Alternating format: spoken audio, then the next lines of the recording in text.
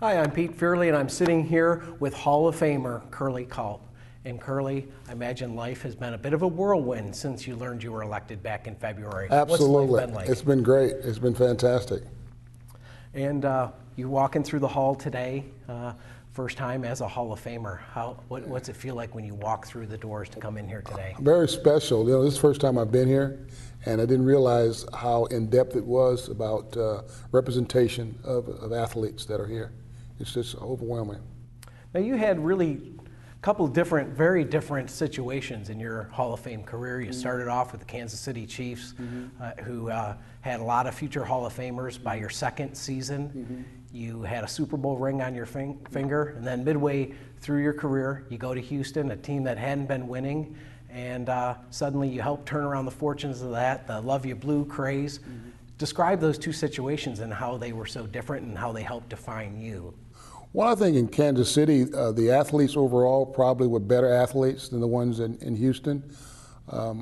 Being young in my professional career, I was able to acquire a few attributes that were helpful, and the day in and out, day in and day out practices there, and it was just you know, when you have a young athlete surrounded by veterans, it's a special kind of environment where they kind of guide you and say, well, maybe you want to consider this, maybe you shouldn't do that. And I think that helped in my overall progress there at Kansas City. And then when I was traded to Houston, there I was kind of one of the senior athletes there, along with Elvin Bethea. And then Robert Brazile came along. He was a young fellow like I was when I started out in Kansas City. So it was a difference there overall, talent-wise. I think more talent in Kansas City, but talent enough in Houston to the point where we kind of exceeded our expectations, I think, a lot of respects. And then when we had those back-to-back years against Pittsburgh, and when we came back after that loss, and all those fans were in Astrodome, I tell you, what a feeling! I tell you, Love You Blue, nothing like a Love You Blue crowd. You know? Now you've waited 27 years for your spot here in the Hall of Fame. I have to ask you. Is it true? Is it sweeter the longer the wait, the sweeter it feels? Yeah. Well, I'm just glad to be here, okay?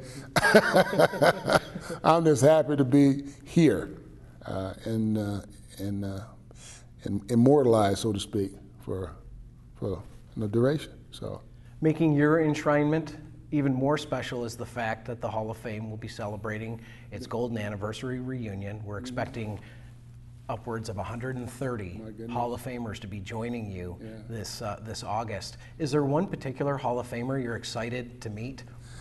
Well, I haven't really given that much thought. I think all of them would be helpful with me, and because I just truly enjoy, being here and being among this special group of athletes. Well, we're looking forward to it. We're going to let you go so you can start working on your speech. All right. August 3rd, Curley Culp will join 6 others in the class of 2013.